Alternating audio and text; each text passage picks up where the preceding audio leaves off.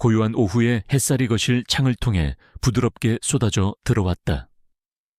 그 빛은 먼지 한 톨 없는 깨끗한 마룻바닥과 미니멀리즘으로 꾸며진 가구들을 비추며 완벽하게 정돈된 삶을 살아가는 고은채의 일상을 그대로 보여주는 듯했다. 유명 인테리어 디자이너이자 강지훈의 아내로서 그녀의 삶은 모든 이들의 부러움을 사는 그림 같은 삶이었다. 사랑하는 남편, 안정적인 직업, 그리고 평화로운 일상. 3년간의 결혼 생활은 단 한 번의 사소한 다툼도 없이 완벽에 가까웠다. 그날도 마찬가지였다. 지우는 급히 회사로 돌아가야 한다며 출근 가방을 챙기다 휴대폰을 식탁 위에 두고 갔다. 그의 바쁜 발소리가 현관문을 닫고 멀어지는 것을 확인한 은채는 거실에 홀로 남아 따뜻한 커피 한 잔을 마시며 평온함을 만끽했다. 그때 식탁 위에서 지훈의 휴대폰이 띠링 하고 울렸다. 새로운 메시지 알림이었다. 자기야, 휴대폰 두고 갔어. 회사에 도착하면 전화해. 은채는 지훈에게 전화를 걸어 말해주려 했다. 휴대폰을 손에 쥐는 순간 잠금 화면이 아닌 익숙한 홈 화면이 나타났다. 잠금 해제를 안 했네. 은채는 무심코 화면을 보았다. 그때 다시 한번 띠링하고 메시지 알림이 울렸다. 홍보팀 김대리. 부장님, 은밀한 사진들 메일로 보내드렸습니다. 확인 부탁드립니다. 은밀한 사진들. 은채의 심장이 한순간 철렁 내려앉았다. 그녀는 그 문구에 머릿속이 새하얘지는 것을 느꼈다. 평온했던 일상에 갑작스럽게 생긴 균열이었다. 손이 미세하게 떨렸지만 은채는 애써 침착하려고 노력했다. 지우는 회사 동료들과의 비밀스러운 프로젝트를 진행하는 것일 수도 있다. 아니, 분명 그럴 것이다. 하지만 그 은밀한이라는 단어는 그녀의 불안감을 걷잡을 수 없이 키웠다. 그녀는 떨리는 손으로 메시지 앱을 열었다. 그리고 메일 앱을 확인했다. 최근 수신함에는 은밀한 사진들이라는 제목의 메일이 있었다. 클릭하는 순간 은채의 눈앞에는 여러 장의 사진이 펼쳐졌다. 첫 번째 사진은 낡고 허름한 주택이었다. 곰팡이 핀 벽과 부서진 창문, 잡초가 무성한 정원이 어우러져 폐허와 같은 분위기를 풍겼다. 이게 뭐지? 지훈의 일과 관련된 것일까? 은채는 의아해하며 다음 사진을 넘겼다. 두 번째 사진은 조금 더 충격적이었다. 그 주택 앞에 서 있는 한 젊은 여자의 뒷모습이었다. 얼굴은 보이지 않았지만 낡은 가죽 재킷을 걸치고 헝클어진 머리를 한 모습은 은채의 세련된 이미지와는 거리가 멀었다. 그녀는 불안한 눈빛으로 주변을 둘러보고 있었다. 은채는 자신의 심장이 빠르게 뛰고 있음을 느꼈다. 다음 사진은 그녀를 더욱 혼란스럽게 만들었다. 낡은 주택의 마당에서 찍힌 사진이었는데 꽤나 큰 몸집의 검은색 개 한 마리가 웅크리고 앉아 있었다. 그 개는 무언가를 경계하듯 날카로운 눈빛으로 카메라를 응시하고 있었다.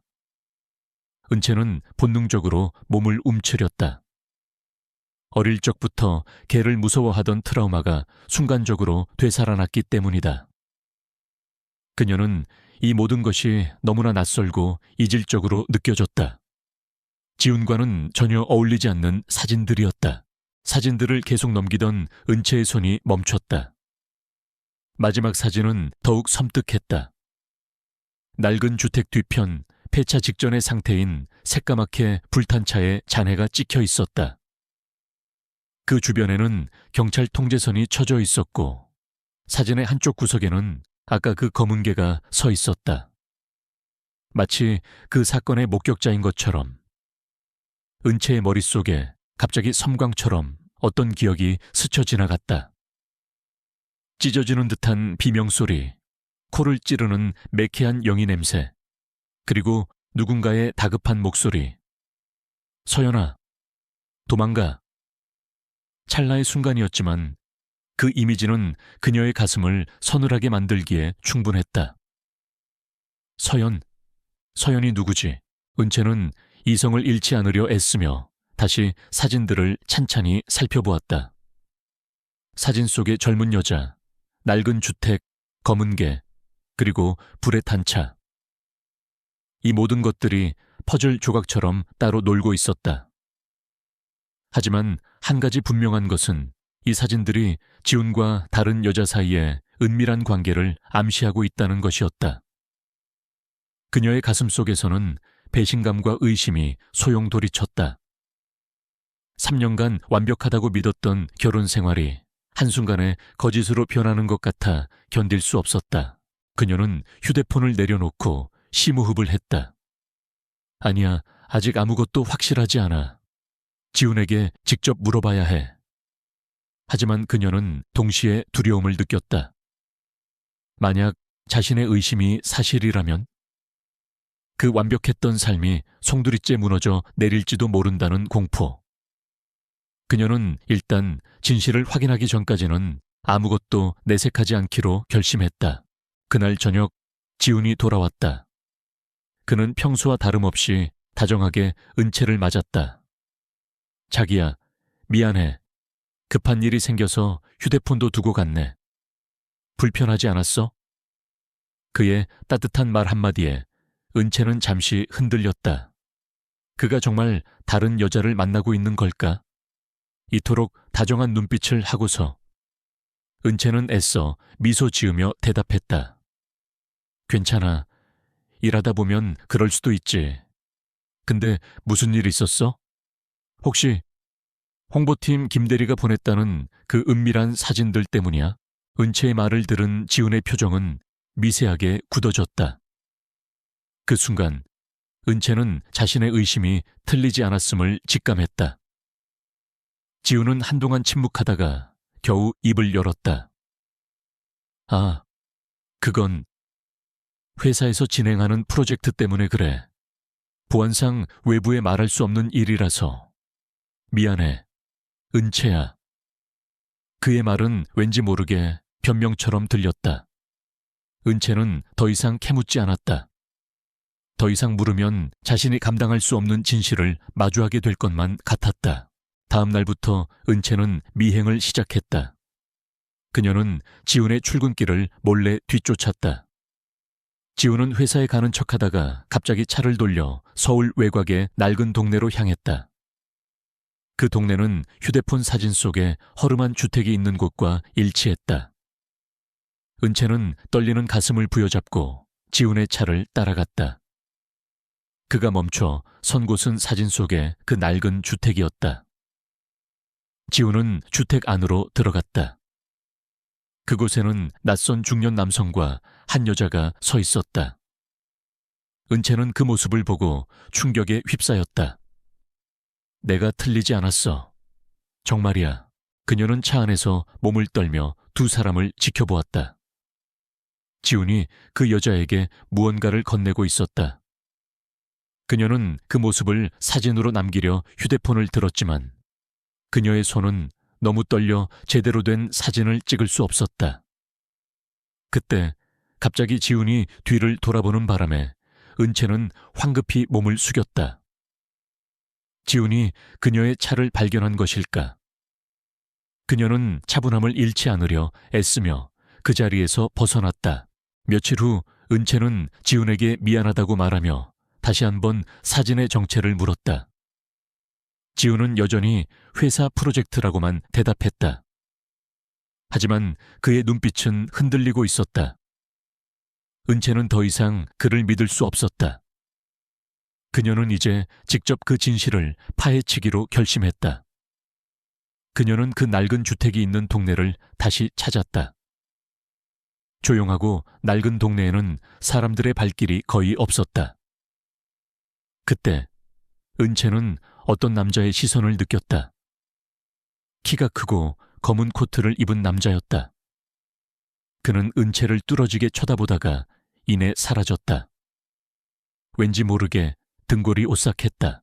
그녀는 사진 속의 주택 근처를 서성였다.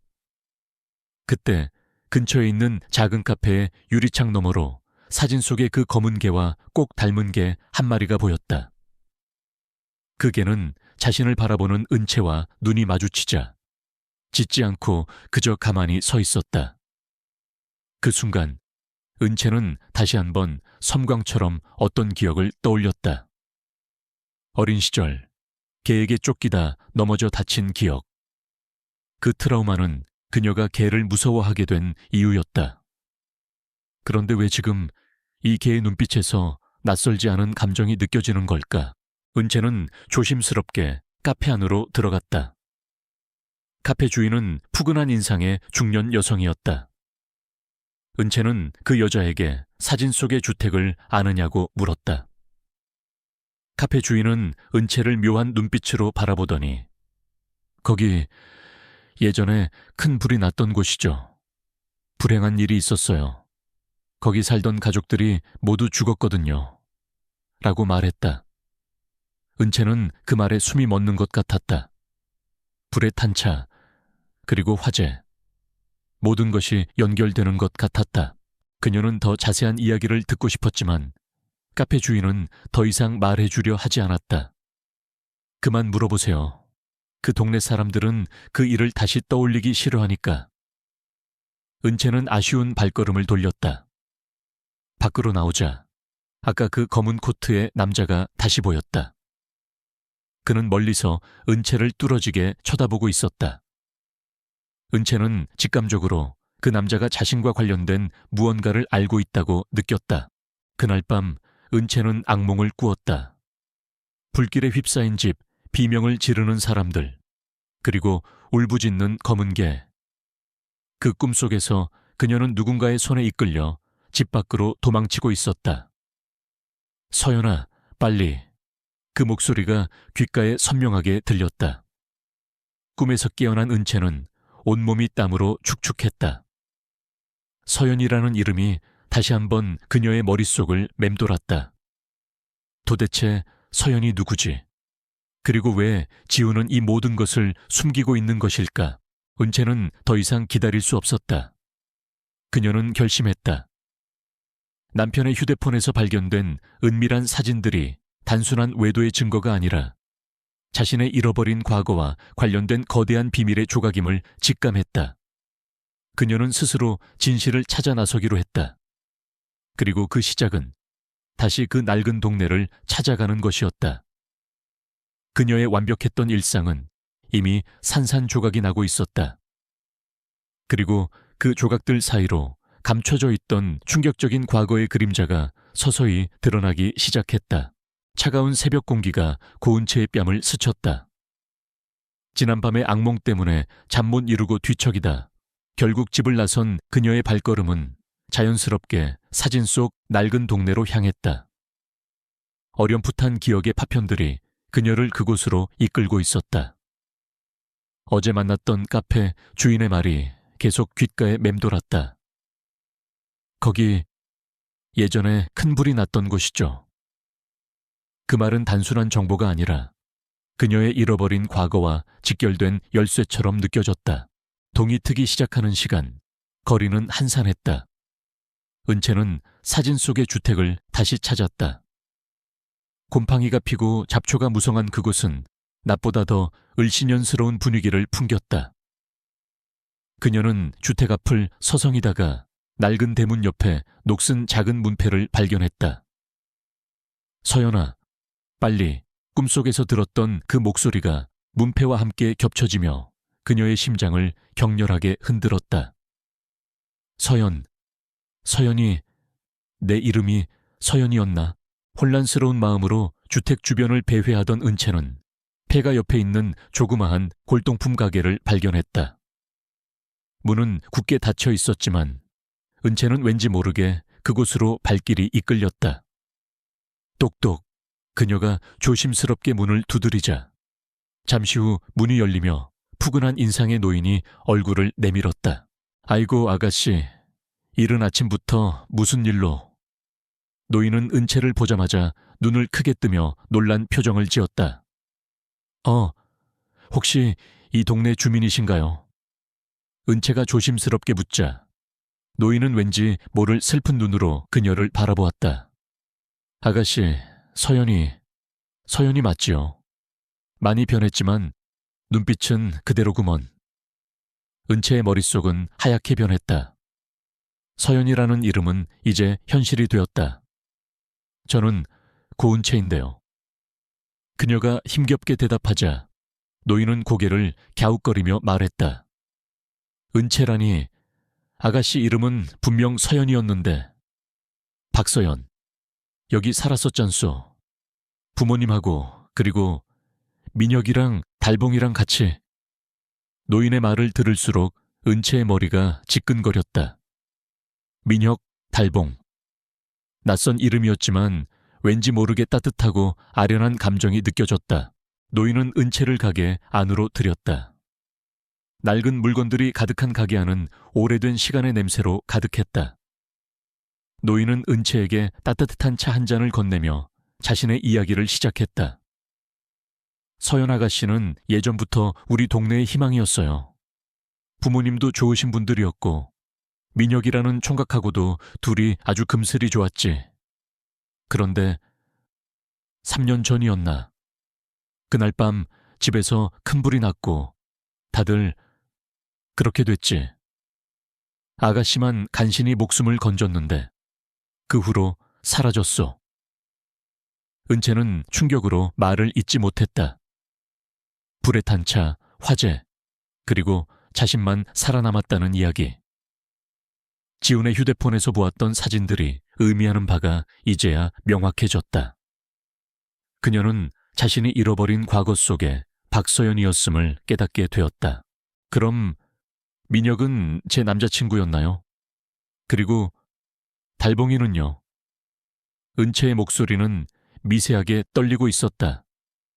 노인은 깊은 한숨을 내쉬며 말했다. 민혁이 총각은 아가씨를 무척 사랑했지.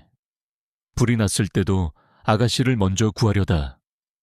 그만 달봉이는 민혁이가 키우던 개였어요. 아주 똑똑하고 주인을 잘 따르는 개였지. 그날 밤 달봉이가 계속 짖어서 동네 사람들이 불이 난 걸 알았지.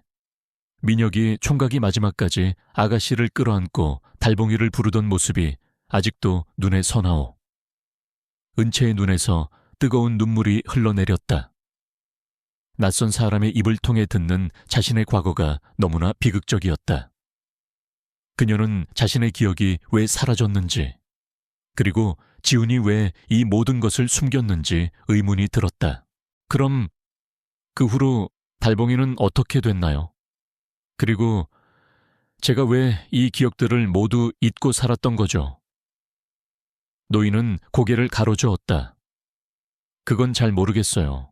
아가씨를 데려간 사람들이 있었는데 아마 그 사람들이 아가씨의 기억을 지우려고 한 것 같더군. 달봉이도 그 사람들이 데려갔는지. 그 후로 달봉이도 못 봤지. 아가씨는 지금처럼 행복하게 살고 있는 줄 알았는데 이 모든 것을 모르고 살고 있었다니. 노인은 슬픈 표정으로 은채의 어깨를 토닥였다. 그날 저녁 은채는 집으로 돌아와 멍하니 앉아 있었다. 그녀의 머릿속은 박서연이라는 이름과 강지훈이라는 이름 사이에서 혼란스러웠다.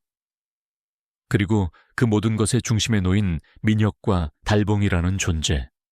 그때 그녀는 문득 지난번 지훈의 휴대폰을 확인했을 때 보았던 한 가지를 떠올렸다.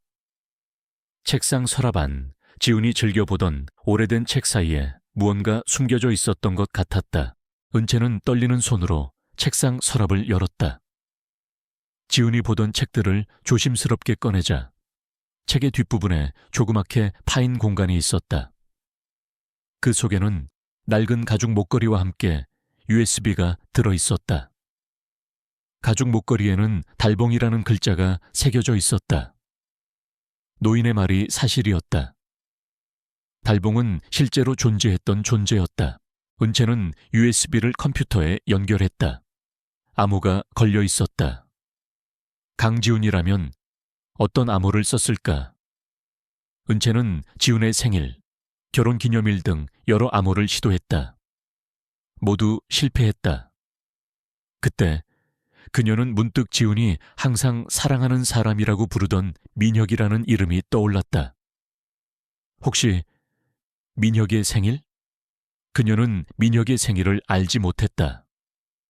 하지만 지훈이 자신을 위해 암호를 설정했다면 분명 그녀와 관련된 것일 터였다. 그녀는 결혼 전 지훈이 자신에게 선물했던 목걸이의 날짜를 떠올렸다. 그녀가 그에게 처음 마음을 열었던 날, 그날의 날짜를 입력하자 띠링 소리와 함께 USB가 열렸다. USB 안에는 수십 개의 파일이 있었다. 대부분은 오래된 CCTV 영상과 녹취록, 그리고 스캔된 서류들이었다. 은채는 그 파일들을 하나씩 열어보았다. 첫 번째 파일은 낡은 신문기사 스캔본이었다.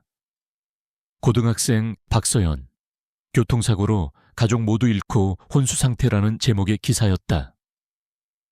기사 속에는 어린 시절의 그녀의 사진이 있었다. 그리고 그 기사 아래에는 당시 사고를 담당했던 경찰의 이름이 적혀 있었다. 두 번째 파일은 녹취록이었다. 사고 관련자 증언 녹취록이라는 제목이었다. 재생 버튼을 누르자 희미한 목소리가 흘러나왔다. 그날 밤 검은색 세단이 굉음과 함께 달려왔어요. 그리고 누군가가 일부러 박소연 양의 차를 들이받는 것 같았어요. 일부러. 은채의 심장이 격렬하게 뛰었다. 단순한 사고가 아니었다. 누군가에 의한 고의적인 살인이었다. 그녀는 계속해서 파일들을 열어보았다. CCTV 영상에는 한 남자가 사고 현장을 빠져나가는 모습이 찍혀 있었다. 그 남자는 그녀가 지난날 지훈의 휴대폰 사진에서 보았던 폐가 앞에서 낯선 여자와 함께 서 있던 그 남자였다. 그리고 그 여자는 바로 그녀가 어릴 적부터 걔를 무서워하게 된 원인, 즉 그녀를 괴롭히던 동네 언니였다. 그 모든 것이 하나의 거대한 퍼즐처럼 맞춰지고 있었다. 그녀는 단순히 사고로 기억을 잃은 것이 아니었다. 누군가에 의해 의도적으로 납치당하고 기억을 지워줬던 것이다. 은채는 지훈이 왜 이 모든 것을 자신에게 숨겼는지 깨달았다. 그는 그녀의 충격적인 과거를 되살리지 않기 위해, 그리고 진실을 파헤치기 위해 조용히 혼자 모든 것을 감당하고 있었던 것이다. 그녀는 갑자기 밀려드는 미안함과 죄책감에 눈물을 흘렸다. 자신은 그가 외도한다고 오해하고 미워했지만 그는 그녀를 위해 모든 것을 걸고 싸우고 있었다. 그때 집 현관문이 열리고 지훈이 들어왔다. 그는 은채가 컴퓨터 앞에 앉아 있는 것을 보고 놀란 표정을 지었다. 그리고 화면에 떠 있는 USB 파일들을 보고는 모든 것을 알아차린 듯 깊은 한숨을 내쉬었다. 은채야, 내가 말하려고 했어.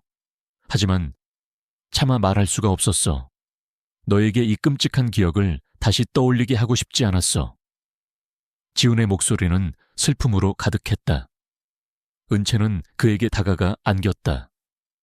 미안해, 지훈아. 내가 오해했어. 나는 당신이 다른 여자를 만나고 있다고 생각했어.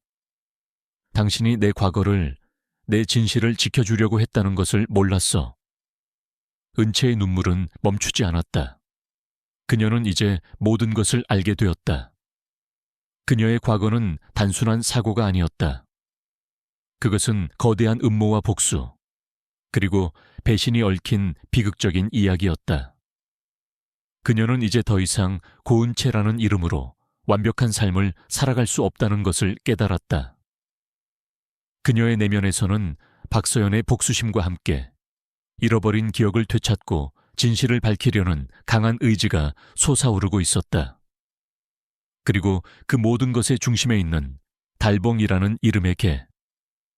그녀는 이제 달봉이를 찾아야 한다는 것을 알았다. 새벽의 푸른빛이 거실을 가득 채운 시간. 은채는 지훈의 품에 안겨 가늘게 떨고 있었다.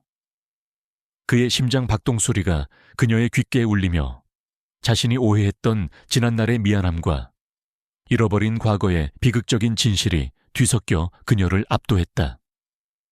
지우는 아무 말 없이 그녀를 안아주며 그녀의 머리를 부드럽게 쓰다듬었다. 그는 그녀의 두려움과 혼란을 모두 이해하고 있었다. 미안해, 은채야. 내가 너무 무서워서. 네가 다시 그 지옥을 겪을까봐. 지훈의 목소리가 젖어 있었다. 그는 은채가 잃어버린 기억을 되찾고 과거의 고통을 다시 마주하는 것을 원치 않았던 것이다. 하지만 은채는 이제 더 이상 외면할 수 없었다. 박서연의 비극은 단순한 불행이 아니었고 고은채라는 이름으로 살아온 3년의 삶은 진실 위에 세워진 위태로운 모래성이었다. 아니요, 지훈 씨. 당신은 최선을 다했어요. 이제 혼자 두지 않을 거예요. 당신과 함께 진실을 찾고 싶어요. 그게 내가 나 자신을 위해 할 수 있는 유일한 일인 것 같아요. 은채의 눈빛은 더 이상 흔들리지 않았다. 그녀의 내면에는 고은채의 차분함과 박서연의 강인함이 함께 자리하고 있었다. 지우는 그녀의 굳은 결심을 보고는 조용히 고개를 끄덕였다.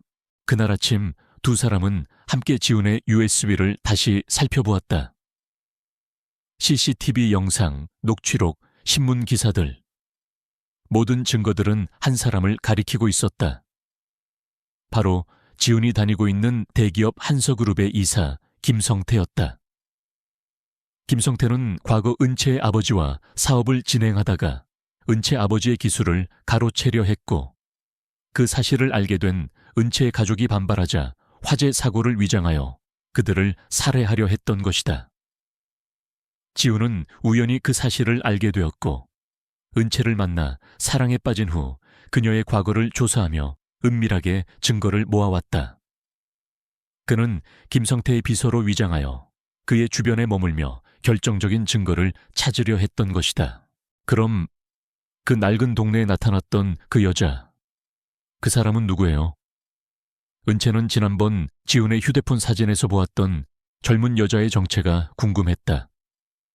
지훈은 깊은 한숨을 내쉬며 말했다. 그 사람은 김성태 이사의 딸이야. 하지만 친딸은 아니야. 김 이사가 과거에 저지른 또 다른 범죄와 관련된 사람이야. 그래서 김 이사는 그 아이를 입양해서 약점으로 삼아왔어. 은채는 충격에 휩싸였다. 김성태는 은채의 가족을 파멸시킨 것도 모자라 또 다른 약자를 이용하고 있었던 것이다. 그리고 그 사진 속의 검은 개, 달봉이가 마지막 증인이라고 생각해요. 은채의 말에 지우는 고개를 끄덕였다.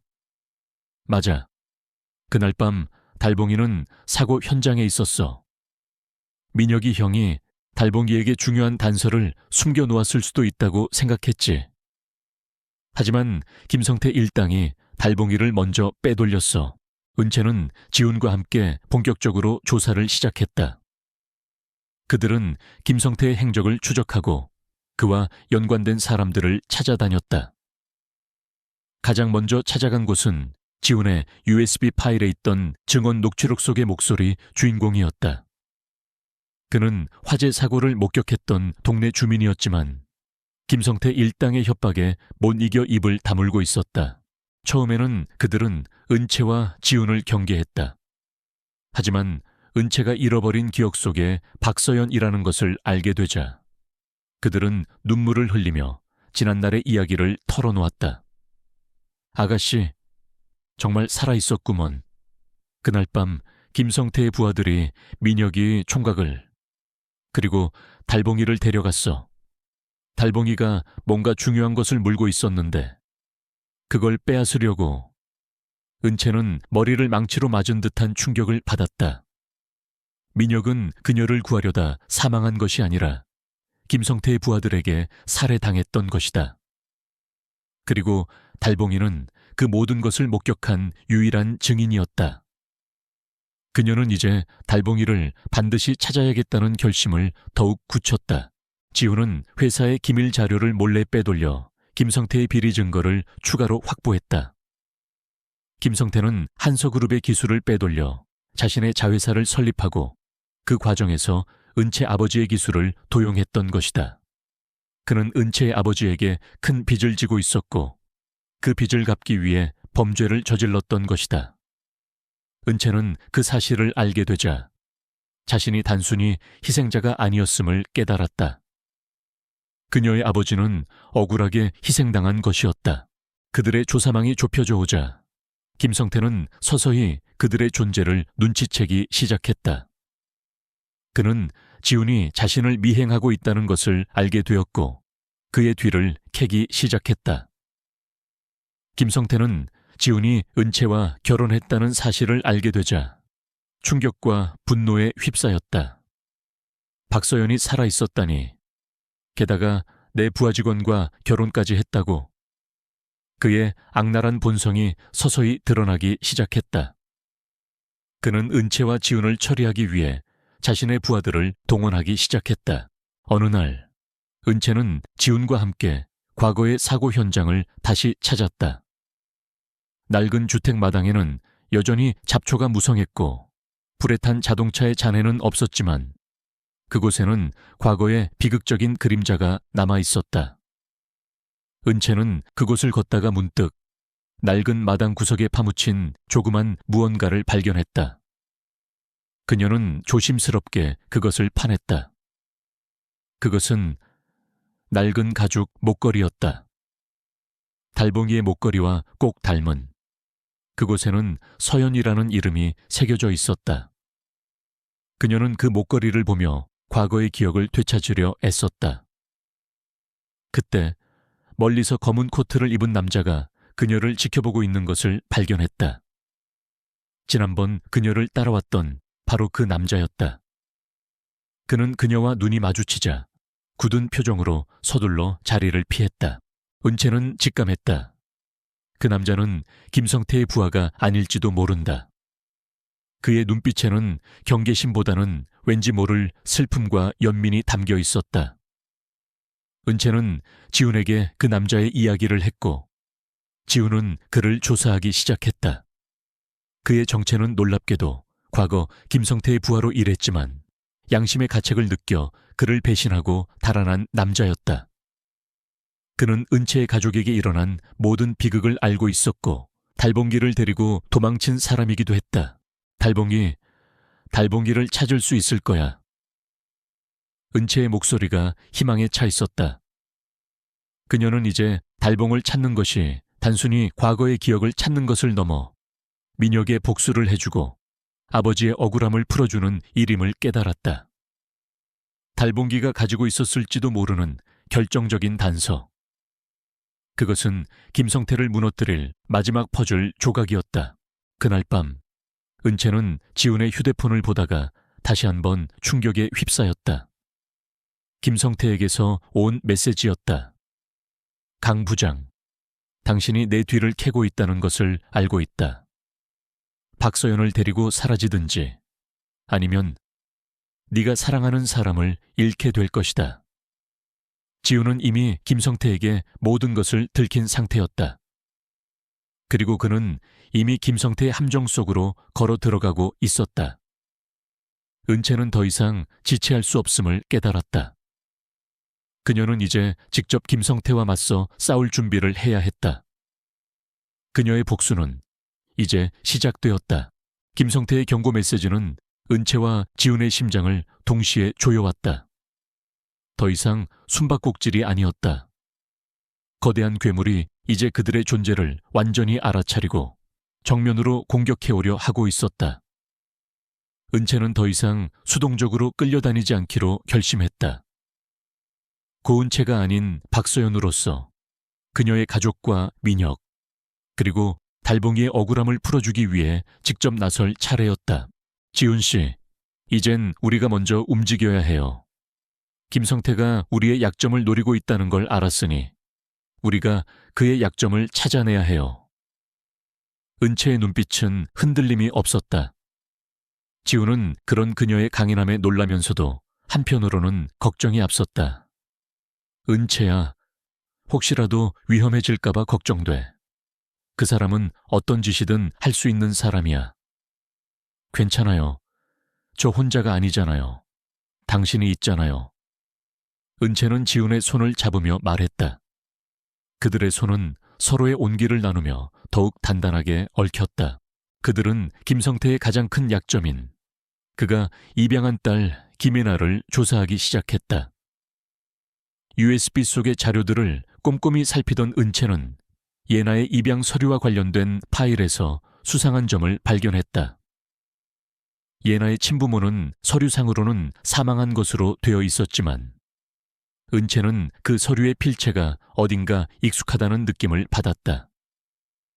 그녀는 그 필체를 지훈의 USB에 있던 다른 자료들과 비교했고 놀랍게도 그 필체는 김성태의 자필과 일치했다.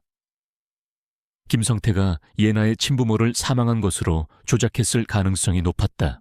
한편 지훈은 김성태가 최근 사적으로 만나는 사람들의 명단을 입수했다. 그 중에는 과거 김성태의 하청업체 사장이었던 박영철이라는 인물이 있었다. 그는 3년 전 화재 사건과 관련이 있다는 소문이 돌았지만 김성태의 협박 때문에 입을 다물고 있었다.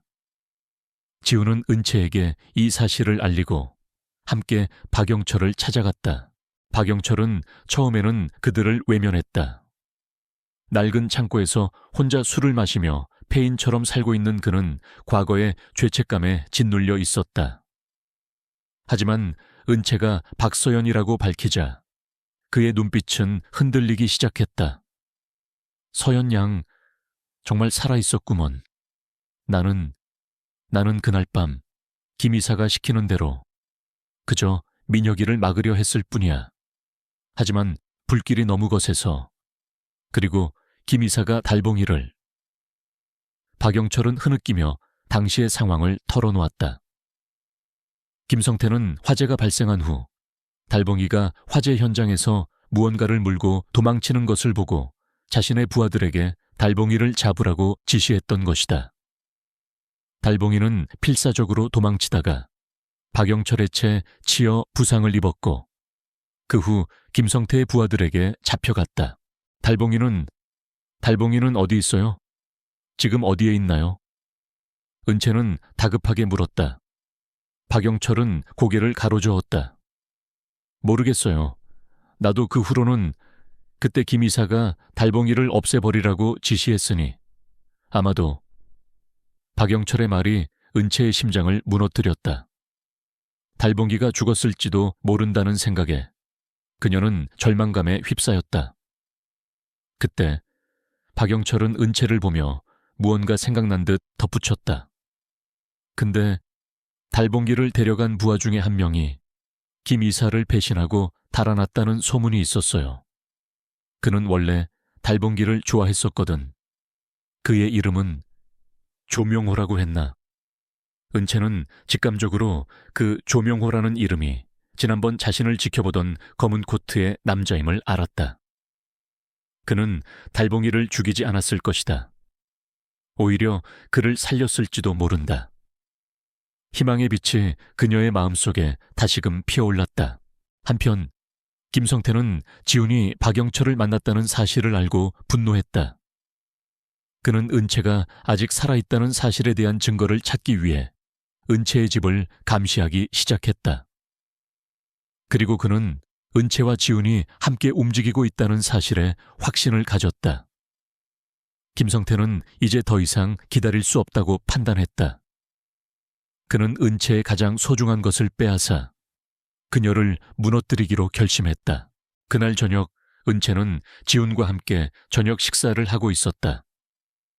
그때 지훈의 휴대폰으로 한 통의 전화가 걸려왔다.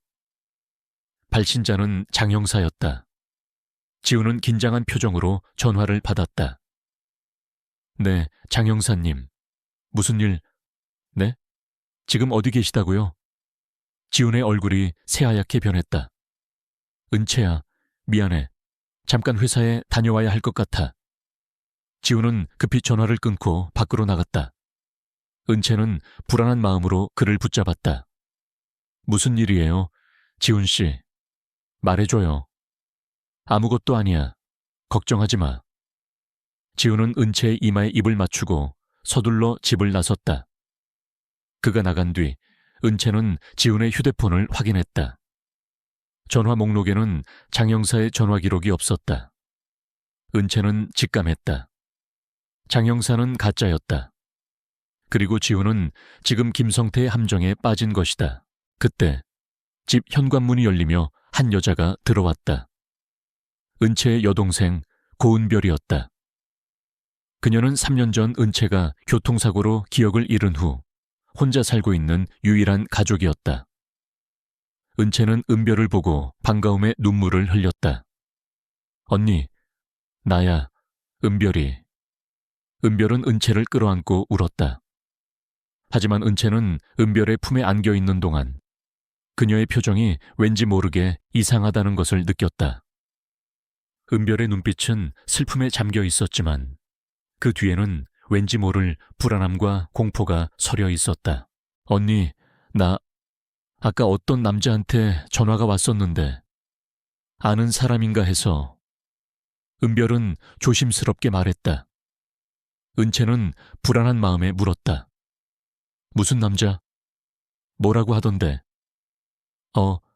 언니 남편분 강지훈 씨를 아느냐고 물었어요. 그래서 안다고 했더니 갑자기 저보고 어디로 오라고 언니를 보여주겠다고 해서. 은별의 말이 은채의 심장을 다시 한번 멈추게 만들었다. 은별은 이미 김성태의 함정에 빠져 있었다. 그리고 김성태는 은별을 미끼로 삼아 지훈을 유인하고 동시에 은채에게도 접근하려 했던 것이다. 은채는 은별을 보호해야 한다는 생각에 그녀를 데리고 집을 나서려 했다. 그때 은별의 주머니에서 휴대폰이 울렸다. 김성태의 번호였다. 은별 씨, 지금 바로 그 자리를 떠나지 않으면 강지훈의 목숨은 장담할 수 없습니다. 그리고 당신의 언니는 박서연은 내가 직접 처리하겠습니다. 김성태의 차가운 목소리가 전화기 너머로 들려왔다. 은채는 은별을 붙잡으려 했지만 은별은 김성태의 협박에 못 이겨 은채를 뿌리치고 밖으로 뛰쳐나갔다. 은채는 그녀를 뒤쫓았지만 이미 은별은 사라진 후였다. 절망적인 상황 속에서 은채는 정신을 차렸다. 그녀는 혼자가 아니었다. 지훈이 그녀를 위해 모든 것을 걸고 싸워주고 있었다. 그리고 아직 그녀에게는 희망이 남아 있었다. 바로 달봉기와 그를 데리고 사라진 남자 조명호였다. 그녀는 이제 달봉이를 찾아야 한다는 것을 다시금 깨달았다. 달봉이는 단순히 과거의 증인이 아니었다. 그는 이제 지훈과 은별을 구하기 위한 유일한 희망이었다. 은채는 이제 더 이상 뒤로 물러설 수 없었다. 그녀의 복수와 희생, 그리고 잃어버린 가족을 되찾기 위한 싸움이 이제 본격적으로 시작되었다. 김성태의 협박과 은별의 사라짐은 은채의 가슴을 산산조각냈다.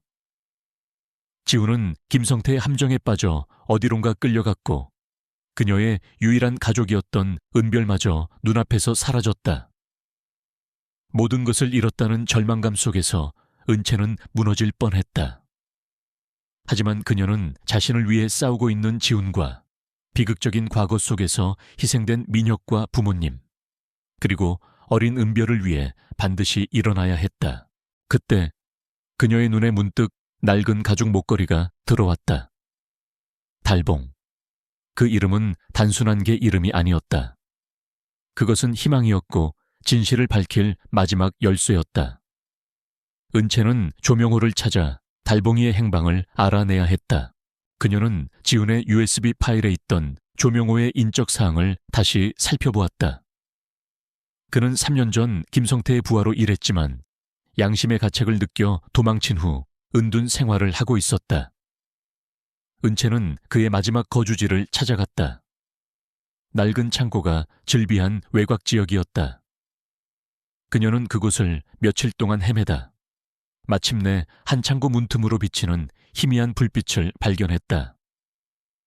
조심스럽게 문을 열자 낡은 냄새와 함께한 남자가 보였다. 바로 검은 코트를 입고 그녀를 지켜보던 조명호였다. 당신, 조명호 씨 맞죠? 저 박서연이에요. 은채의 목소리에 조명호는 화들짝 놀라며 경계심 가득한 눈빛으로 그녀를 바라보았다. 그는 은채의 말을 믿지 않는 듯했다. 당신은 이미 죽은 사람이잖아. 나는 아무것도 몰라요. 제발 그냥 가세요. 조명호는 그녀를 내쫓으려 했다. 그때 은채는 낡은 목걸이를 꺼내 보이며 말했다. 이것 보세요. 달봉이 목걸이예요. 당신이 달봉이를 데려갔다는 것을 알고 있어요. 제발 저를 믿어주세요. 저는 과거의 진실을 찾고 싶어요. 그리고 지금 제 남편과 동생이 위험에 처했어요. 은채의 진심이 담긴 말에 조명호의 눈빛이 흔들렸다. 그는 잠시 망설이다가 깊은 한숨을 내쉬었다. 정말 서연 양이 맞았군요. 당신의 남편 강지훈 씨는 3년 전부터 나를 찾아다녔어요. 당신의 기억을 되찾아주려 노력하고 있었지. 조명호는 은채를 데리고 창고 안으로 들어갔다. 그곳에는 낡은 종이 상자들과 함께 한쪽 구석에 편안하게 누워있는 검은 개 한 마리가 있었다. 은채는 그 개를 보자마자 몸이 굳어버렸다. 어릴 적 트라우마가 다시금 그녀를 짓눌렀다. 하지만 그녀는 이내 달봉기를 알아보았다. 낡고 힘없는 모습이었지만 그 눈빛만은 3년 전 사진 속의 모습과 똑같았다. 달봉가. 은채의 목소리가 떨렸다. 달봉이는 그녀의 목소리를 듣자마자 고개를 들었다. 그리고는 천천히 그녀에게 다가와 그녀의 손을 핥았다. 낯선 두려움은 사라지고 오직 그리움과 애틋함만이 그녀의 마음속을 가득 채웠다. 달봉이는 그녀의 손에 얼굴을 비비며 꼬리를 흔들었다. 잃어버렸던 기억들이 파도처럼 밀려왔다. 불길 속에서 그녀를 구하기 위해 발버둥 치던 달봉이, 그리고 그녀의 곁을 지키며 울부짖던 달봉이의 모습이 생생하게 되살아났다. 조명호는 달봉기가 3년 전 사고 이후부터 앓고 있다고 말했다. 그리고 그는 달봉기가 김성태의 죄를 증명할 유일한 증인이라고 덧붙였다. 그날 밤 민혁이가 마지막까지 달봉기에게 이 녹음기를 물고 있으라고 했어요. 김성태와 민혁이의 마지막 통화 내용이 담겨 있을 겁니다. 조명호는 낡은 종이 상자에서 조그마한 녹음기를 꺼내 은채에게 건넸다. 은채는 떨리는 손으로 녹음기의 재생 버튼을 눌렀다. 희미한 잡음과 함께 민혁의 다급한 목소리가 들려왔다. 김 이사님, 이 모든 것을 녹음하고 있습니다. 저를 협박하려는 당신의 목소리도, 그리고 저희 아버지에게서 빼앗은 모든 자료들도, 이 모든 것을 경찰에 넘길 겁니다. 그리고 김성태의 차갑고 잔인한 목소리가 이어졌다. 하하하, 민혁아. 이제 와서 정의로운 척이라도 하고 싶은 거냐? 네가 녹음한 그 모든 자료들은 아무 소용없어. 네 아버지도 그리고 너도 곧뒤 이 세상에서 사라질 테니까. 하하하. 녹음은 거기서 끊겼다. 은채는 온몸이 얼어붙는 것 같았다. 민혁은 김성태의 협박에 굴복하지 않고 끝까지 진실을 지키려 했던 것이다. 그녀는 녹음기를 꼭 움켜쥐었다. 이것은 단순한 증거가 아니었다. 이것은 민혁의 마지막 유언이었고 그녀의 복수를 시작할 시발점이었다. 조명호 씨, 부탁이 있어요. 당신이 김성태 이사의 동향을 가장 잘 알고 있을 거예요. 제 남편과 동생을 어디에 가두었는지 혹시 아시나요? 은채의 말에 조명호는 씁쓸한 표정을 지으며 고개를 끄덕였다. 강지훈 씨가 최근에 김 이사가 비밀리에 운영하는 창고를 조사하고 있다는 것을 알았어요. 아마 그곳에 있을 겁니다. 그리고 김성태의 딸, 김예나. 그녀는 김성태가 저지른 또 다른 범죄의 희생양이었어요. 예나의 친부모는 김성태가 운영하는 공장에서 산업재해로 사망했는데 김성태는 그 사실을 숨기기 위해 예나를 입양했지. 예나 역시 김성태에게서 벗어나고 싶어래요. 어쩌면 우리에게 협조해 줄지도 몰라요. 은채는 희망의 빛을 보았다. 김예나라는 존재는 김성태의 가장 큰 약점이었다. 그녀는 김성태의 뒤통수를 칠 수 있는 마지막 히든 카드였다. 그날 밤 은채는 조명호의 도움을 받아 김성태의 비밀 창고를 알아냈다. 그녀는 달봉이를 안고 창고로 향했다. 그곳에는 낡은 컨테이너 박스들이 즐비했고 한쪽 구석에는 낯선 검은색 차 한 대가 세워져 있었다. 바로 지훈의 차였다.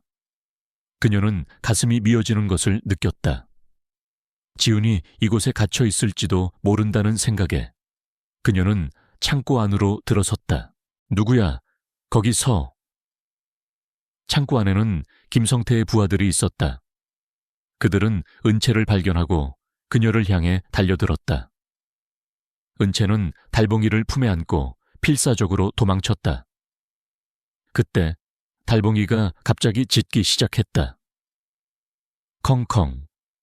달봉이는 컨테이너 박스 중 하나를 향해 짖었고 은채는 그곳에 지훈이 갇혀 있을지도 모른다는 생각에 그곳으로 향했다. 그때 그녀의 눈에 낯선 여자가 보였다. 바로 김성태의 딸 김예나였다. 김예나 씨, 당신이 김성태 이사의 딸이죠? 부탁이에요. 제 남편과 동생을 구해주세요. 당신도 김성태에게서 벗어나고 싶어 한다는 것을 알고 있어요. 우리 함께해요. 은채의 진심 어린 말에 김예나는 눈물을 흘렸다.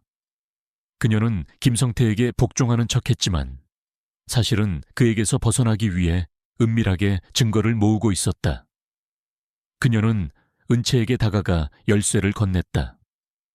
여기, 이 열쇠로 저 문을 열면 돼요. 지훈 씨가 갇혀 있을 거예요. 하지만 김성태가 곧 이곳으로 올 겁니다. 조심하세요. 은채는 예나의 손에서 열쇠를 받아들고 달봉기와 함께 컨테이너 박스로 향했다. 그때 밖에서 자동차 소리가 들려왔다. 김성태였다. 은채는 서둘러 열쇠를 열고 컨테이너 박스 안으로 들어섰다. 그곳에는 피투성이가 된 지훈이 쓰러져 있었다. 은채는 눈물을 흘리며 그를 끌어안았다.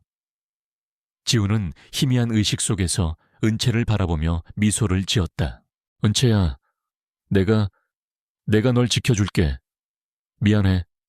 이제야 너를 만났어. 그의 말은 무슨 뜻일까? 은채는 지훈의 말에 담긴 깊은 의미를 아직 알지 못했다. 하지만 그녀는 이제 더 이상 혼자가 아니었다. 그녀의 곁에는 조명호, 그리고 김예나라는 든든한 조력자가 있었고 무엇보다 그녀의 과거를 증명할 달봉기가 있었다. 그리고 이제 그녀는 김성태와의 마지막 대결을 준비해야 했다. 차가운 밤 공기가 가득한 창고 안, 은채는 피투성이가 된 지훈을 끌어안고 떨고 있었다. 그의 희미한 숨소리와 함께 미안해, 이제야 너를 만났어 라는 알 수 없는 마지막 말이 그녀의 귓가에 맴돌았다. 그때 컨테이너 박스의 문이 쾅 닫히고 밖에서 자물쇠가 잠기는 소리가 들렸다. 은채는 본능적으로 고개를 들었다. 김성태였다. 박서연, 드디어 만났군. 김성태의 목소리는 섬뜩하리만큼 차가웠다. 그의 눈빛은 뱀처럼 번뜩이며 은채를 훑었다. 네가 죽은 줄로만 알았는데 감히 내 뒤를 캐? 그리고 내 딸을 이용해? 내 놈들 모두 죽여주마. 김성태의 손에는 번뜩이는 칼이 들려 있었다. 그는 은채를 향해 성큼성큼 다가왔다. 그때 은채의 품에 안겨있던 달봉기가 낮게 으르렁거리며 김성태를 경계했다. 크르르르, 달봉이의 눈은 분노와 증오로 이글거리고 있었다. 그는 3년 전 민혁이와 가족들의 죽음을 목격한 유일한 증인이었다. 그리고 지금 그 증인이 그의 눈앞에 나타난 것이다. 하하, 저 개가 아직도 살아있었군. 그래, 그날 밤 내 놈이 민혁이 그 자식이 숨긴 것을 물고 도망쳤었지. 내 부하들이 내 놈을 찾으려고 얼마나 고생했는데. 오늘은 내 놈까지 깔끔하게 처리해주마. 김성태는 달봉이를 향해 칼을 겨누었다. 은채는 달봉이를 보호하기 위해 몸을 던졌다. 그때 컨테이너 박스의 문이 다시 쾅 열렸다. 김혜나와 조명호였다. 아빠, 멈춰요. 제가 경찰에 신고했어요. 김혜나의 외침에 김성태의 눈이 크게 뜨였다. 그는 분노에 가득 찬 얼굴로 딸을 노려보았다. 이 배신자, 감히 나를... 김성태는 예나를 향해 달려들었고 그 순간 조명호가 온몸으로 그를 막아섰다. 이젠 멈추시오. 더 이상 죄를 짓지 마시오. 이 모든 것을 서연 양에게 털어놓으시오. 조명호의 외침에도 김성태는 아랑곳하지 않았다. 그는 칼을 휘두르며 조명호를 위협했다. 그때 은채의 눈에 섬광처럼 과거의 기억이 스쳐 지나갔다. 3년 전 불길에 휩싸인 집 안에서 민혁이 그녀를 창문 밖으로 밀어내며 소리치던 모습. 서연아, 내가 시간을 벌어줄게. 달봉기를 데리고 도망가. 달봉기가 가진 이 녹음기 반드시 지켜야 해. 경찰에 넘겨야 해. 민혁은 그녀를 향해 미소를 지으며 불길 속으로 뛰어들었다. 그리고 그녀는 달봉기를 안고 필사적으로 도망쳤다. 그러나 그녀는 달아나던 도중 김성태의 부하가 운전하는 채 치여 정신을 잃었고 그 사고로 기억을 모두 잃었던 것이다. 그녀의 과거는 김성태가 아닌 민혁의 희생과 사랑으로 가득 차 있었다. 모든 기억이 되살아난 은채는 더 이상 주저하지 않았다. 그녀는 김성태의 팔을 붙잡고 외쳤다. 김성태, 당신이 죽인 건 우리 부모님과 민혁이 오빠만이 아니야. 당신은 이 세상의 진실을 밝히고 싶어 했던 수많은 사람들의 희망을 짓밟았어. 이제 당신의 죄를 세상에 알려줄 거야. 은채의 외침에 김성태는 비웃었다. 웃기지 마. 누가 내 말을 믿어줄 것 같아. 내 남편은 날 위협하다가 사고를 당했고 내 동생은 지금쯤 정신병원에 갇혀 있겠지. 너 혼자서는 아무것도 할 수 없어. 김성태의 말에 은채는 충격에 휩싸였다. 은별이 정신병원에 갇혔다고? 그때 바닥에 쓰러져 있던 지훈이 희미하게 눈을 떴다. 아니, 이 모든 것을 이미 세상에 알렸어. 지훈의 말에 김성태의 눈빛이 흔들렸다. 뭐라고? 그때 창고 문이 활짝 열리며 경찰들이 들이닥쳤다. 그리고 경찰들 사이에는 낯익은 얼굴이 보였다. 바로 장 형사였다. 지훈이 장 형사에게 김성태의 비리와 관련된 모든 증거를 보냈던 것이다. 지훈이 장 형사의 전화인 척하며 은채에게 이야기했던 것은 그녀를 안심시키고 동시에 김성태에게 자신이 혼자가 아님을 알리기 위한 마지막 전략이었다. 김성태는 상황이 자신에게 불리하게 돌아가자 이성을 잃고 칼을 휘두르며 저항하기 시작했다. 그는 달봉이를 향해 돌진했고 달봉이는 김성태의 칼을 피하며 컨테이너 박스 위로 뛰어올랐다. 그때 달봉기의 몸에 달린 작은 카메라가 바닥에 떨어졌다. 김성태는 카메라를 발견하고 그것을 발로 짓밟으려 했다. 그 순간 은채가 몸을 던져 카메라를 보호했다. 안 돼. 이건 민혁이 오빠의 마지막 유언이야. 은채는 카메라를 품에 안고 울부짖었다.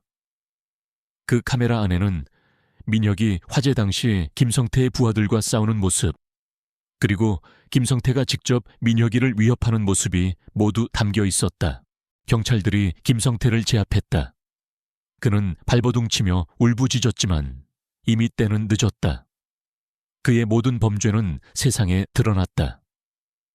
김혜나는 은채에게 달려와 미안해요. 제가 너무 늦게 말해서 라고 울었다. 은채는 그녀를 따뜻하게 안아주었다. 괜찮아요. 당신 덕분에 진실을 밝힐 수 있었어요. 경찰들은 지훈을 들것에 실어 응급체 태웠다. 은채는 지훈의 곁을 떠나지 않았다. 지훈은 은채의 손을 잡으며 말했다. 은채야, 사실 내가 당신을 처음 만난 건 3년 전 그 사고 현장이었어. 나는 형사 지망생이었고 그 사고를 조사했었지. 당신은 박소연이었어. 하지만 김성태의 압력 때문에 사건은 조작되었고 나는 아무것도 할 수 없었어. 그래서 3년 동안 당신을 찾았어. 그리고 당신을 만났을 때 잊고 싶었지만 당신을 보고 내 마음은 이미 정해졌어. 나는 당신을 사랑하게 됐어. 그래서 당신의 기억을 되찾아주고 싶었어. 나를 용서해 줄 수 있을까? 지훈의 말은 은채의 가슴을 울렸다. 그는 그녀의 과거를 조사하기 위해 그녀에게 접근한 것이 아니라 그녀를 사랑했기 때문에 그녀의 진실을 지켜주려 했던 것이다. 은채는 지훈의 손을 잡고 눈물을 흘렸다. 당신을 어떻게 용서하지 않을 수 있겠어요. 당신은 나를 위해 모든 것을 걸었어요. 내가 고마워요. 지훈 씨, 그들의 사랑은 단순한 부부의 사랑이 아니었다. 그것은 3년이라는 시간을 뛰어넘은 운명적인 사랑이었다. 그때 경찰들이 은채에게 다가와 말했다. 박소연 씨, 당신의 동생 고은별 양은 무사합니다. 김성태가 정신병원에 보내려 했지만 그의 딸 김혜나 씨가 정신병원 관계자에게 미리 알려주어 조작을 막을 수 있었습니다. 지금 안전한 곳에 있습니다. 은채는 안도의 눈물을 흘렸다. 그녀의 가족은 이제 다시 만날 수 있었다. 그녀는 지훈의 얼굴을 바라보며 미소 지었다. 비록 몸은 만신창이가 되었지만 그들의 사랑은 그 어느 때보다 단단해져 있었다. 모든 진실이 밝혀지고 모든 상처가 치유되는 순간이었다. 지훈은 다행히 생명에는 지장이 없었지만 한동안 병원에서 치료를 받아야 했다. 그의 옆을 지키는 은채의 표정은 더 이상 불안에 휩싸여 있지 않았다.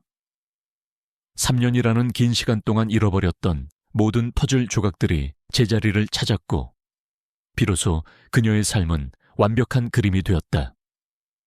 그 그림에는 박소연의 비극과 고은채의 사랑, 그리고 강지훈의 헌신이 모두 담겨 있었다. 병원 침대에 누워있는 지훈의 얼굴을 바라보던 은채는 조용히 그의 손을 잡았다. 그의 손은 그녀를 지키기 위해 싸웠던 상처들로 가득했지만 그 상처들은 그녀에게 그 어떤 명품보다도 값진 보석처럼 빛났다. 지훈 씨, 이제야 당신의 은밀한 사진들의 의미를 알게 됐어요. 그것들은 당신의 외도가 아니라 나를 위한 사랑이었어요. 내 과거를 되찾아 주려 했던 당신의 간절한 마음이었어요.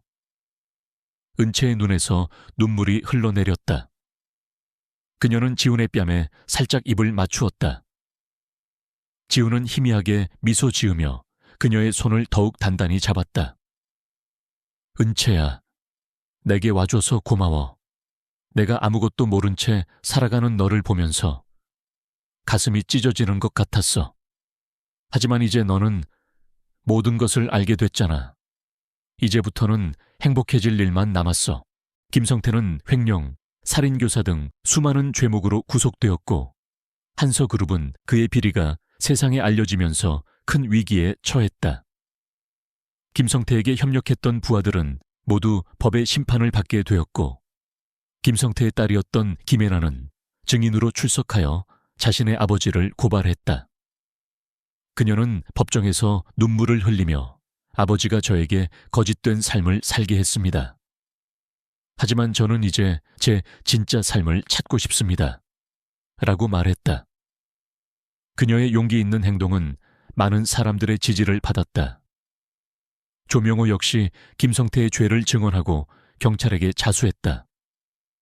그는 이제야 민혁이에게 속죄할 수 있게 되었습니다. 라며 후련한 표정을 지었다. 한편 은별은 병원에서 은채와 재회했다. 은별은 은채를 보자마자 눈물을 쏟아내며 품에 안겼다. 언니, 나 무서웠어. 나 때문에 언니랑 형부까지 위험해질까봐. 괜찮아, 은별아. 괜찮아. 이제 언니가 너를 지켜줄게. 이제 우리 다시는 헤어지지 말자. 두 자매는 서로를 끌어안고 한참을 울었다. 3년이라는 긴 시간 동안 헤어져 있었던 상처들이 치유되는 순간이었다. 달봉이는 은채의 품으로 돌아왔다. 은채는 이제 더 이상 개를 무서워하지 않았다.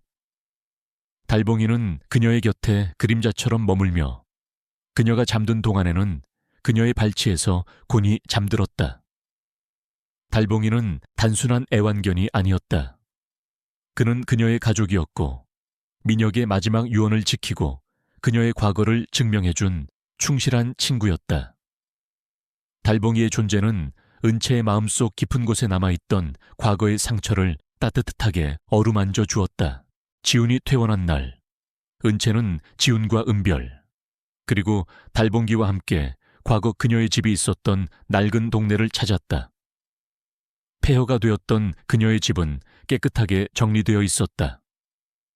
그곳에는 그녀의 부모님과 민혁이의 추모비가 세워져 있었다. 은채는 추모비 앞에서 조용히 기도했다. 아빠, 엄마, 그리고 민혁이 오빠. 이제 모든 진실이 밝혀졌어요. 이제 편안히 쉬세요. 저는 저의 새로운 가족과 함께 행복하게 살게요. 고마워요. 그리고 사랑해요. 기도를 마친 은채는 지훈의 손을 잡았다. 지훈은 그녀의 손을 꼭 잡고 따뜻하게 미소 지었다. 이제야 모든 것이 제자리를 찾았네요. 당신의 과거는 더 이상 상처가 아니라 당신을 더 강하게 만들어준 힘이 될 거예요. 내가 항상 옆에 있을게요. 지훈의 따뜻한 말에 은채는 눈물을 흘렸다. 그녀는 이제 더 이상 혼자가 아니었다. 그녀에게는 그녀를 목숨 걸고 지켜주는 남편이 있었고, 다시 만난 여동생이 있었고, 그녀의 아픈 과거를 함께 해준 달봉기가 있었다. 이야기는 한 장의 사진으로 마무리되었다. 은채와 지훈, 은별, 그리고 달봉기가 함께 웃고 있는 사진이었다. 그 사진은 3년 전 지훈의 휴대폰에서 발견되었던 은밀한 사진들과는 전혀 다른 분위기를 풍겼다. 그 사진은 진실과 사랑, 그리고 희망으로 가득 차 있었다. 그녀의 충격적인 과거는 더 이상 그녀를 짓누르지 않았다. 오히려 그것은 그녀의 삶을 더 풍요롭게 만들어주는 소중한 기억이 되었다. 에필로그. 그 후 은채는 과거의 경험을 바탕으로 범죄 피해자들을 위한 재활센터를 설립했다. 그녀는 그들을 돕고 그들의 상처를 치유해주는 일을 하며 자신의 삶의 의미를 찾아갔다. 지훈은 그녀의 곁에서 든든한 조력자가 되어주었고, 은별은 대학에 진학하여 꿈을 키워나갔다. 달봉이는 은채의 발치에서 평화롭게 잠들었다.